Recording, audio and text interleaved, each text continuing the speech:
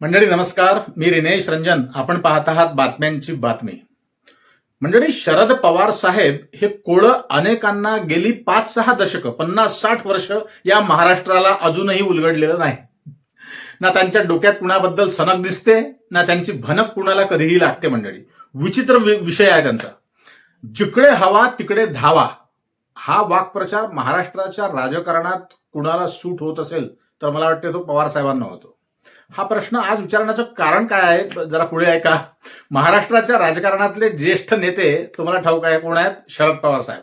शरद पवार यांच्यावर संधी साधू राजकारण ते करतात असा आरोप विरोधक अनेकदा करत आले आहेत. विरोधकच नाही, सामान्य जनताही त्यांच्याबद्दल अतिशय संभ्रमित असते नेहमीच. जिथे बोलायचं तिथे गप्प बसतात. लोकांना वाटते आता बोलेल काहीतरी, पण बाबाजी काहीच बोलत नाही. आणि जिथे बोलू नये तिथे काय बोलून गेले त्याचा नेमका अर्थ काढण्यासाठी भल्या भल्यांची बुद्धी पणाला लागते. प्रकांड पंडित भिडून जातात की काय बोलले ते, पण कळत नाही. खरंच शरद पवार संधी साधू आहेत का हो, की ते परिस्थितीचा अंदाज घेऊन अत्यंत शांतपणे शांत डोक्याने आपल्या राजकारणाची पुढची चाल खेळतात? कारण पवारांचं एक वैशिष्ट्य आहे, तुम्ही पाहिलं असेल, ते फार काही उघडपणे बोलत नाहीत, पत्रकारांपुढेही बोलत नाहीत. भले भले पत्रकार थकून गेले, मोठमोठ्या घोषणा करत नाहीत प्रामुख्याने, पण राजकारणाच्या पटलावर त्यांची एखादी भेट सुद्धा अनेक प्रश्न निर्माण करून जाते. कधी शिंदेंना भेटतील, कधी उद्धव ठाकरेंना भेटतील, कधी मोदींना भेटतील, कधी शहांना भेटतील, कधी फडणवीसांना भेटतील. काय कुठे चाललं असतं कुणाला काही कळायला मार्ग नाही. 22 जुलैला शरद पवार आणि सुप्रिया सुळे त्यांची मुलगी यांनी पंतप्रधान नरेंद्र मोदी यांची भेट घेतली. आता या भेटीत शेतकरी, MSP, पीक विमा आणि सिंचनासारखे काही प्रश्न मांडल्याचं पक्षाकडून त्यांच्या सांगण्यात आलं. ठीक आहे, विकास कामांसाठी पंतप्रधानांना भेटणं यात चुकीचं गैर काहीच नाही, तुम्हालाही ठाऊक आहे.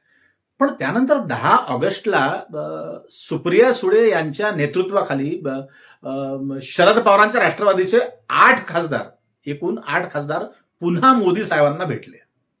आता या भेटीतही महाराष्ट्रातील प्रश्न, दुष्काळ, शेतकऱ्यांचे प्रश्न, विकास कामं आणि मतदारसंघातील काही आणखी प्रश्न त्यांनी मांडले असं सांगण्यात आलं पुन्हा.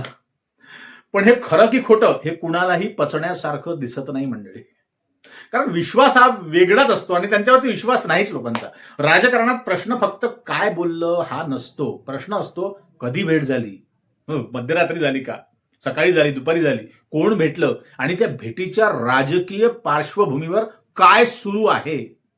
कारण या भेटीच्या काळातच शरद पवारांच्या राष्ट्रवादीचा भाजप प्रणित अर्थातच NDA सोबत जवळीक वाढते का त्यांची, आणि कशासाठी? कारण हा प्रश्न विजय वडेट्टीवार यांनी देखील उपस्थित केला आहे. परवा त्या पुण्याच्या कार्यक्रमामध्ये त्यांना हा प्रश्न केला होता आणि मग लगेच चर्चा महाराष्ट्राच्या राजकारणात सुरू झाल्या. पक्षाकडून NDA मध्ये जाण्याच्या चर्चा फेटाळण्यात आल्या आहेत. सुप्रिया सुळे काउंटर करायला नेहमी पुढे येतात. काही त्यांच्यावरती आरोप झाले की आणि सुप्रिया सुळेच बोलतात, दादाजी काहीच बोलत नाही. म्हणूनच इथे एक प्रश्न विचारावासा वाटतो मंडळी, शरद पवार साहेब नेमकं काय साधत आहेत आता या वयात? कारण पवारांचं राजकारण कधीही सरळ रेषेत चाललेलं नाही, कधीच नाही, गेली 60 वर्ष 50 वर्ष. कारण अनेकदा सांगतात मुंबईला जातो असं सांगतात आणि जातात सातारला, जातो मुंबईला सांगतात, जातात नागपूरला, असं अनेकदा घडतं. आज विरोधात, उद्या संवाद, परवा पुन्हा स्वतंत्र भूमिका वगैरे, आणि त्याचवेळी सत्तेच्या केंद्राशी संपर्क कायम मोदींशी. याला कोणी व्यवहाराचं राजकारण म्हणेल, साहजिक आहे, स्वाभाविक आहे. कुणी चाणाक्ष राजकारण म्हणतील, तर विरोधक म्हणतील हा तर संधी साधूपणाचा आहे पवार साहेबांचा. पण पवार समर्थकांचा युक्तिवाद जरा वेगळा आहे मंडळी या विषयात. ते म्हणतील राजकारणात कायम भांडत बसण्यापेक्षा कशाला तू मय कशाला, आपल्या राज्याचे आणि मतदारसंघाचे प्रश्न आपले सोडवून घ्यायचे सत्ताधाऱ्यांकडून. मग त्यात काय गैर आहे, काय चुकीचं आहे? मग त्या लोकांचे प्रश्न सोडवता सोडवता आपल्या घरातलाही प्रश्न सोडवता येतो हळूच. हा मुद्दाही दुर्लक्षित करता येणार नाही मंडळी. पण मग दुसरा प्रश्न आणखी एक उभा राहतो, लक्षात घ्या. जर राजकीय मतभेद आहेत, जर भाजपाच्या अनेक धोरणांवर तुमचा विरोध आहे पवार साहेबांचा, जर तुम्ही विरोधी आघाडीचा भाग आहात, तर मग सत्तेच्या सर्वोच्च नेतृत्वासोबत वारंवार होणाऱ्या भेटींचा राजकीय अर्थ काय काढायचा? लोकांनी अर्थ काढावाच लागतो ना, कार्यकर्ते असतात. कारण सामान्य मतदाराला एक गोष्ट नक्की जाणून घ्यायची असते मंडळी, कार्यकर्ते म्हणो किंवा त्यांचे समर्थक म्हणावं, आपण नेमके कुठे उभे आहोत, आपण करेक्ट दिशेला चाललो आहोत का, आपला नेता कुठे चालला आहे, ते सगळं शोधावं लागतं. विरोधक म्हणून की सत्तेशी संवाद साधणारे स्वतंत्र खेळाडू म्हणून. आणि इथे शरद पवारांचं राजकारण इतरांपेक्षा वेगळं ठरतं. पण ते जनतेसाठी घातक ठरतं का कधी कधी, तेही बघणारा हा विषय आहे मंडळी, समजून घेण्यासारखा. ते कदाचित सगळे पत्ते कधीच उघड करत नाही, हे तुम्हाला सगळ्यांना ठाऊक आहे. राजकारणात पुढे काय होईल याचा अंदाज ते अचूक घेऊन प्रत्येक दार उघडं ठेवतात, लक्षात घ्या. हा त्यांचा गेम आहे. म्हणूनच जिकडे हवा तिकडे पवारांचा धावा, हा आरोप आहे की जिथे संधी तिथे राजकीय संवाद, ही त्यांची रणनीती आहे, राजकारण करण्याची पद्धत आहे. ते समजून घेणं गरजेचं आहे. याचं उत्तर बघा, शरद पवारांपेक्षा याचं उत्तर काळच देईल, येणारा काळ. पण एवढं मात्र नक्की, पवारांच्या प्रत्येक भेटीकडे ते कुणालाही भेटतात जेव्हा तेव्हा महाराष्ट्राचं राजकारण संशयाने आणि कुतूहलाने त्यांच्याकडे पाहतं. आणि म्हणूनच आजचा प्रश्न, संधी साधू शरद पवार की राजकारणाची हवा बदलण्याआधीच हवेची दिशा ओळखणारा एक अनुभवी राजकारणी. लोक टोपण नावाने चाणक्यही म्हणतात त्यांना. वरवर मोदींच्या विचारधारेचा विरोध पवारांना, आणि आतून मात्र शेजारी बसून हळूवार चर्चा मोदींसोबत. हे काय गणित आहे त्यांचं, त्यांनाच ठाऊक, देवाला ठाऊक. परंतु त्यांच्या या आतून वेगळं आणि वरून वेगळं ही भूमिका त्यांची अनेकांना आवडत नाही मंडळी. अजित पवार साहेब महायुतीत गेले, भाजपाचा हात त्यांनी पकडला, तेव्हा देखील काकांनीच पुतण्याला पाठवलं, असाही महाराष्ट्रात एक सुरू म्हटला होता. काय सिंचन घोटाळा प्रकरण वगैरे होतं, ते फाईल बंद करण्यासाठी लोकांचं असं मत होतं. आता म्हातारपणी ईडीचा धमका बदनामीच्या भीतीने सोसणार नाही, म्हणून कदाचित अजितदादांना पवारांनीच फडणवीसांच्या दावणीला नेऊन बांधलं, अशी ही टीका लोकांनी त्यावेळी केली, आजही करतात लोक.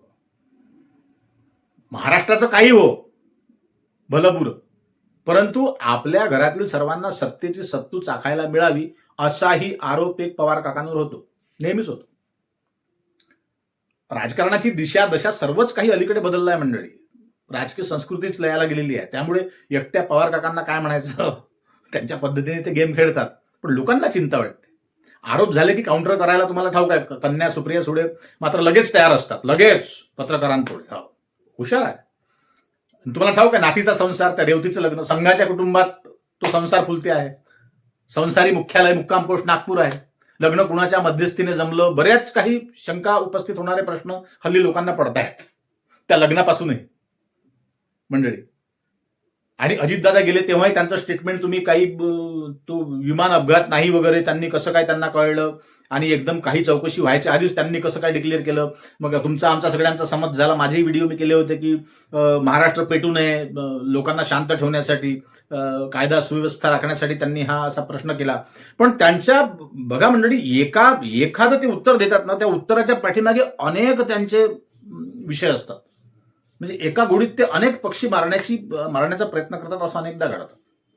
पण अलीकडे आवडत नाही. म्हणजे एक तर काय, ते आता राज्यसभेवर गेले, लोकांचं म्हणणं असं असतं की त्यांच्या घरातले 4-4, 5-5 नेहमी संविधानिक पदावर असतात, तर ते सगळं, आणि राष्ट्रवादी आता विलिनीकरण होणार, ह्या सगळ्या चर्चा हल्ली रंगतात. सुप्रिया सुळे फार नेमाने, फार तोलून मापून, फार चतुराईने उत्तर पत्रकारांना देतात म्हणजे. विजय वडेट्टीवार यांनी काही टीका त्यांच्यावरती केली, पण ते वडेट्टीवारांचं असं म्हणणं होतं की कुणाकुणाला भेटतात पवार साहेब, आम्हाला सगळं ठाऊक आहे वगैरे वगैरे वगैरे.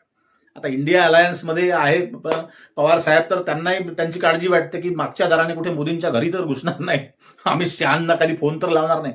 काय साधून घेताय स्वतःसाठी की महाराष्ट्रासाठी की जनतेच्या भल्यासाठी, हे समजायला मार्ग नाही. त्यामुळे जिकडे हवा तिकडे धावा. संधी साधू शरद पवार आहेत का, अशा प्रकारे ते वागतात का, हा अंदाज तुम्हालाही अचूक मंडळी जर आला असेल तर कमेंटमध्ये तुम्हाला काय वाटतं ते नक्की सांगा मंडळी. आणि आपल्या चॅनलवर नवीन असाल तर सबस्क्राईब करायला विसरू नका, आणि लाईक ठोका भरभरून, आणि व्हायरल करा या व्हिडिओला मंडळी. अतिशय नवीन आणि एकदम ताजा नवा कोरा हा विषय आहे मंडळी. आणि हो, आपलं फेसबुक पेज आहे रिनेश रंजन मराठी, तिकडे जर लक्ष गेलं तर प्रेमाने हळूच त्याला फॉलो करा. पुन्हा भेटूच, तोपर्यंत नमस्कार. जय हिंद, जय महाराष्ट्र.